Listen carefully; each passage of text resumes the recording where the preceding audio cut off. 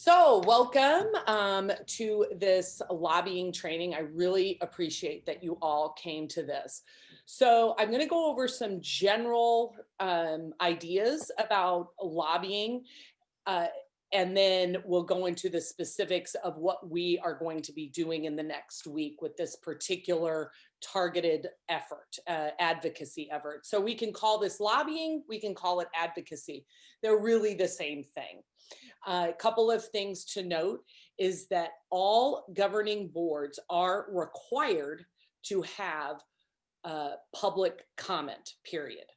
So when you walk into any village board, school board, park board, library board, they should have available a agenda. And on that agenda will be, when in the agenda will be public comment. Now, if you have a comment about something that is on the agenda, okay, if it's on the agenda, you give those comments typically at that point. Does that make sense? So if on the agenda, I'm just going to use a real life example because it just happened. So recently, the Village Board of Arlington Heights, they were talking about giving a builder special land use for the Grant Shell on Northwest Highway. So there were tons of people there to speak both for and against. So those people did not speak until that particular agenda item got brought up, right? But then there were people who were there to, say, hey, I want to, this police officer did such a nice job and I wanted to make sure that that was noted. Then that's what public comment is for just general things that aren't necessarily on the agenda. Does that make sense? Okay. So when anyone is allowed to approach any governing body. That said, if you are not a resident of that particular governing body, if you're speaking on behalf of yourself, I'm going to tell you, you're kind of wasting your time. Okay? Because these are elected officials and they answer to their constituents. And so they actually don't really like it. So for it, again, a real life situation, when there was a recent push in the Village of Arlington Heights about some policies about their fair housing, there were people who came in and spoke from Evanston, from all sorts of surrounding communities. I do not think those people did anybody any good. Nobody any good, okay? Now, the people who came who spoke from Arlington Heights, those were the people that they listened to. That said, in this particular issue, I'm asking you not to lobby, not to advocate as Madeline McCarran, resident of, Mary Hahn, resident of, right? I'm asking you to advocate as Hennessy's representative of the League of Women Voters of Arlington Heights, Mount Prospect, and Buffalo Grove. So, and that carries its own weight. So essentially, they then know you're not just speaking for yourself, you're speaking for all nearly 200 members. And at this point, we've worked really hard in the last several years to make sure that all of these governing boards know who we are. They pay attention. And I almost always use this particular example several years ago when the Equal Rights Amendment was in front of the state legislature to be finally ratified in the state of Illinois. Many people showed up in Springfield to lobby all of their representatives about that particular, both for and against. I can't believe there's still people against the ERA, but there are still people against the ERA. When that passed, I was told by one of our representatives that he knew for a fact that 9 of the yes votes had been no votes until they were lobbied by the league, in particularly the league. So I tell you this so you understand that you have something behind you. It's almost like you've got like a mother figure behind you, kind of supporting you in your lobbying efforts. So the first thing that you do when you show up to a board is you grab the agenda or ask when public comments are, typically speaking, and make sure that what you're talking about. And then I would ask, because there's always somebody to ask and say, I'm talking about this. It happens to be on the agenda. Should I speak on it at public comments, or should I speak on it when this happens? And they're willing. That's what they're there for. They are there to give you guidance. They serve us, not the other way around. They're more nervous than we are. Okay. So, and I say that the first time I did this, I thought I was going to cry. So I was so nervous, I thought I was going to cry. So that's kind of normal too, but I'm not nervous anymore.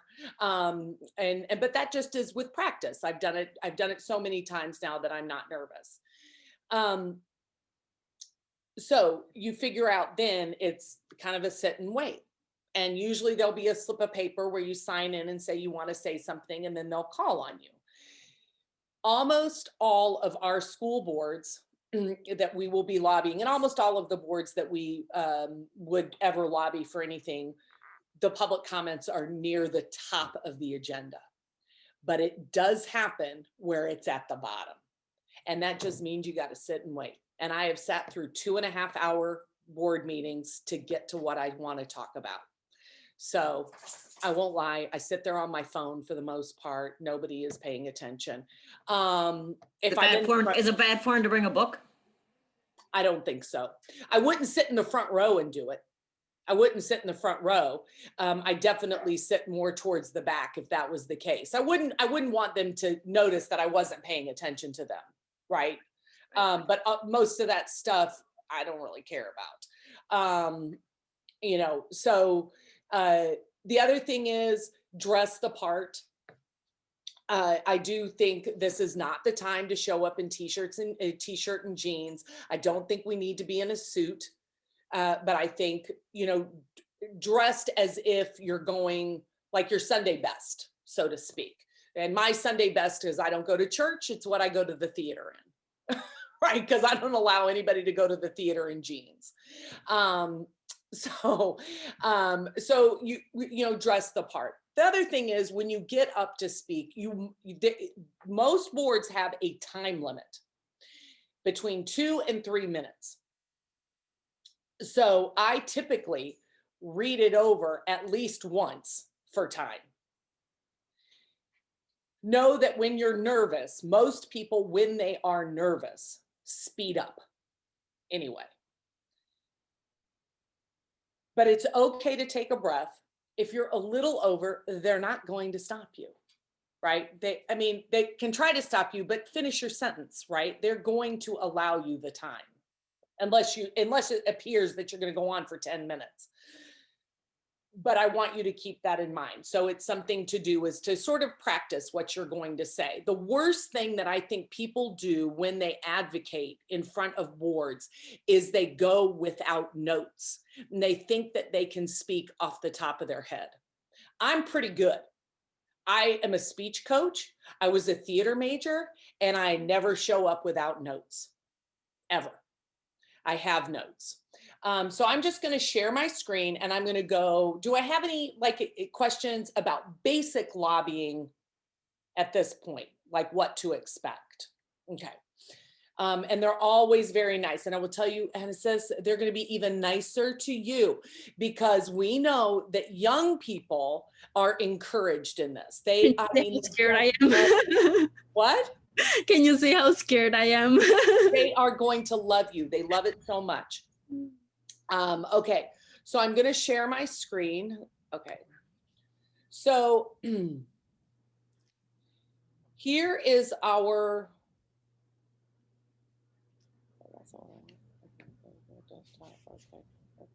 Hennessy's, if you would like to do more of these, do you have transportation or do you need a ride? Yeah, my dad can take me. Yeah. Okay, so I'm the worst at sharing my screen. We all know that. Okay, so this is the script. So I shared with you all a Google Drive that has this script. I am happy to print it out for you. You can all read. I'm not going to read it to you. I will just, so, you know, IASB, you just say those 4 letters. And any part of this that you feel like just doesn't feel natural to you, you can go ahead and change. You know, I wouldn't change the overall meaning of what this says, but if there's something that you think is overly redundant, and I will say I've already edited what was given to us. This particular document was given to us by the State League, and I have already edited it because I thought there was some redundancies in it, and when I timed it, it was over 3 minutes. And I wanted to add something to it. So this is IASB. We're actually asking them to vote for something, not against something. We want them to, basically, it's a resolution where it would then direct the Illinois Association of School Boards to lobby for legislation at the state level that would require safe gun storage if anyone in the house is under the age of 18. Currently, it's safe gun storage if they're under the age of 14. But you have to be 18 to buy a gun. It makes sense to align these two. Now, this resolution was given, and then the resolutions committee basically said, yeah, we don't think we don't think that this is a good one. But it can still be brought forth at the Illinois Association of School Board meetings, which is next weekend, which is why we have to do this now. And so in here is our rationale for why we think, and it can be brought up at the school board annual meeting, and like a will of convention, and they can pass this. So this resolution doesn't mean we automatically get the legislation, but what it is it's yet another kickstand for those of us who will then follow up and go to Springfield and lobby our legislators for this particular piece of legislation to say, hey, the IASB supports it. It's the same thing, you know, when you hear all the time, you'll hear the American Pediatrics supports it, right? It's all that support that helps to propel legislation forward. So the final thing that I added, and I'm going to show you why. So just so you know, and this is also in the Google Drive, is the, so it's legislative activity. So this document here, this is the resolutions committee report that all the school boards have been given. They've seen this. And so then down on page 12, I already passed it? No. Is it page 12? Yep. Teacher shortage, no. Well, that's page 11. You just went past. No, here it is. It's page 9. So this is the legislative activity. And this is the gun storage piece, if you want to read all of it. If you want to read the whole thing, okay? And then, so see, you can see it says recommends do not adopt. But basically, we're asking our school boards to show up at this meeting and will of convention it. And then, but also when I got this, I started looking through it and I saw this piece. And that is belief statements, equity.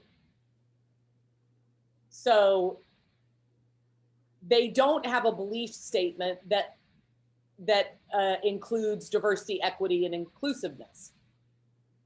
So they are supporting this. So here's one that they're supporting. So it most likely will get passed. But I decided if we're going to be in front of them anyway, that's why I added this piece of at the bottom. Additionally, I'd like you to ask to vote for the equity belief statement. And then I included, and this is something that the state did not, I included the verbiage in our positions that supports why we are lobbying for this. Okay. And then on the end, so this is the pain part. This is the painful part. And it's something that I am good at because I've done it a lot. And that's when you rattle off all 6 of the communities that we represent. Everybody hates it. And everybody wants to just stop at Arlington Heights. They feel silly for saying them all. But our full official name is League of Women Voters of Arlington Heights, Mount Prospect, Buffalo Grove area. That's our actual name. That's our actual name.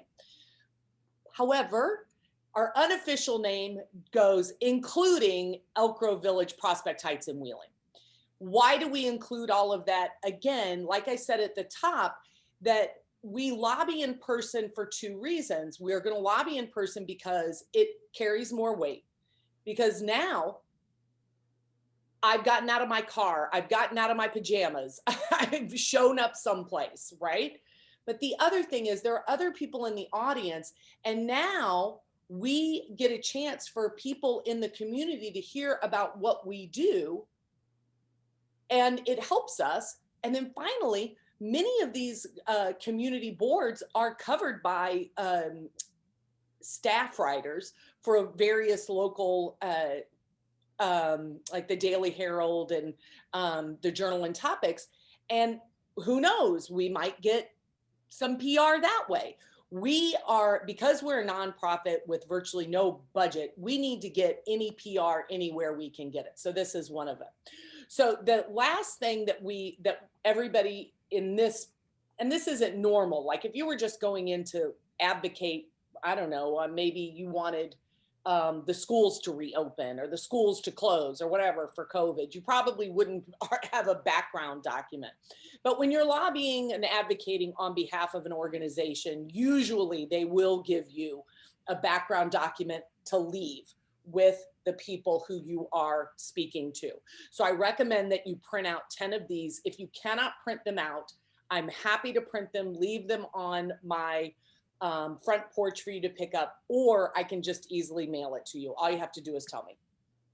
But what this gives here, this is the most significant thing, is this chart that shows the statistics and the demographics of death by gun or suicide by gun and school shooters, that they typically are 14, 15, 16, and 17-year-olds.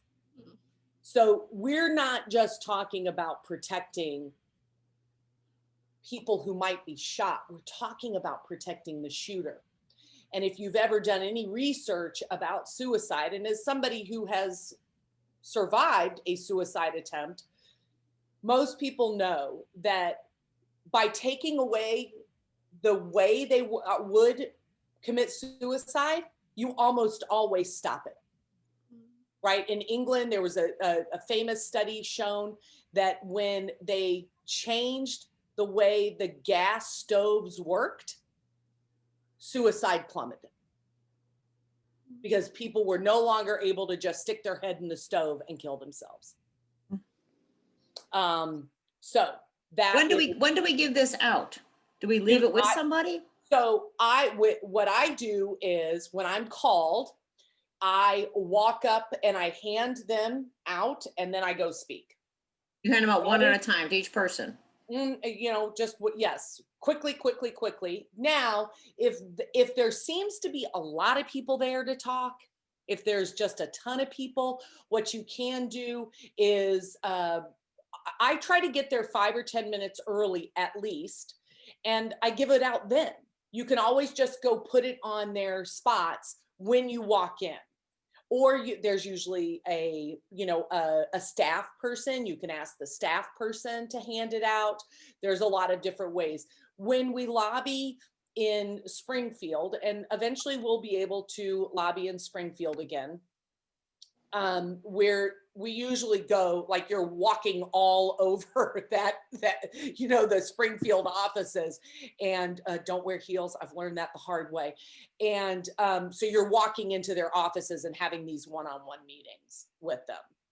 And it's very effective, and it's actually fun. I mean, once you get past the nervousness of it, it's invigorating, and you feel empowered that you've been heard. Now, the last thing I'll say is, do not expect that after you do this, that they're going to go, oh yes, we're going to vote. We're going to vote for it. Or, oh, we're not going to vote for it. They won't say a word. 9 times out of 10, they won't say a word. Occasionally, they will respond to you, occasionally. But more often than not, they're not going to say a word. That's why at the end I said, and I'll leave, if you want to pick up my business cards to give them so that they can respond, or if you have a business card, leave that. So all I need for you to do, if you want to chat me your address, I can mail that to you. Or if it's convenient, you can pick it up on my front porch. I have that little bin. So, and I'll leave the letters as well as business cards. But you're also welcome to give them your own information, but I don't necessarily expect that. But if I were lobbying or advocating on behalf of myself, then it is a little different, right? I go in, they usually want to know your address, and then I say my piece. So when I spoke about the Grant Shell debacle, I did not speak as Heidi Graham, League of Women Voters. Now, it's hard for me at this point. Most people they assume I'm speaking on behalf of League because I've been president and I've done so much of this. But occasionally I'm like, no, I get to speak as an individual. But I wouldn't, I say I wouldn't be scared. The first time you're probably going to be a little nervous, but again, they're more nervous than you are. And they actually want to hear what their constituents think. And they respect what the League has to say. So any other questions? Have I missed anything? I just have one. I was just going to ask, do they ask questions? So if they start, No. Where did you get those statistics and where did you No. get this information? Okay. No, they will not ask you any questions. Okay. Thanks. And Heidi, your business card is a League business card? Yes. Okay. And I have League business cards that actually are blank that you could put your own information on if you want. Yep, I think I have some of those. Okay. So yeah, so I'll pick up letters, and maybe you can leave some of your cards if they look more professional than my little handwritten ones, then I'll use your. So, and then, okay, so then when you're done, you don't have to stay for the rest of the meeting. I wouldn't, leave right in the middle of while somebody else is speaking. I would, try to, be, have some couth as you leave. Tell them thank you and be polite. Should not be a, we shouldn't be having a, I want to say controversy, but that's not the word I'm looking for. We're not having a fight. We're not having, what's the word I'm looking for? Is anybody gonna help me? Argument? An argument. Yeah, it's not an argument. We're just saying this is what we think, this is what we're asking you to do. And the same can be true whenever you're lobbying or advocating. I think if you approach the advocacy from the point of view that they're there to work for you and you're not fighting them, and from a more positive point of view, that you get more out of it. And again, if we were to go to Springfield, that's a different thing. Then it's more of a conversation. It's more of a two-way street, right? And in that instance, I usually try to listen as much as I speak. Okay. Because, yeah. All right. Okay. Yeah. Okay, I have something I have to get to. So Yeah. But Hennessy's, if you need a ride, let me know. And if you would rather do District 59, if it's nearer you, I can do a different one. Well, she can't do District 214 after all. So we got to take her off of that, but I will do it if nobody else signs up. Yeah, I want to hit our major districts, which are 214, 25, and 21. Those are the 3 big ones to hit. The I other, want to get to 59 because that's my district, Yeah, but right, I want somebody right. to get to it. Yeah, no. And so I'd like you to get to, especially the ones that you live in, but you don't, again, when you're speaking on behalf of league, I don't live in any of these districts that I go speak all the time. Same with Prospect Heights. If I were, you know, I mean, I've a lot there has not been a single village that we cover that I haven't gone and spoken to for something. Right. I gotta go. All right. Thanks, Madeline. Bye. Anything else? No, if you could print out some letters for those notes for me and some cards, I'll come pick them up. Just, will they be ready? I don't know when. When do you want us to come get it? Tomorrow? Okay, great. Thanks. Yeah. And how about you? Awesome. Do you want me to, are you going to look and see if there's another date that you can do, or? Yeah, Okay. I'm gonna see what the dates are to see if I can make it to one of them. Right. And I was gonna ask you something else. Are there any videos like of, is this recorded, or is there anything I can go and look back to like see how people do it? Yes, you can go on almost all of the websites, like the Village Board, and they will have videos of it. And so you can see other people speaking, and you'll see exactly what I'm talking about. You'll see the people who are prepared, and then you'll see the people who come up who are very confrontational. And I don't think they get as far when they're confrontational. So smile, right? You know, be friendly. And then all of a sudden it's like they want to help you. Be that person they want to listen to, that they want to help. So, okay. All right. Thank you. Thank you. Thank you. All right. We'll talk to you later. Good to see you. Thank you. Bye. Okay. Bye.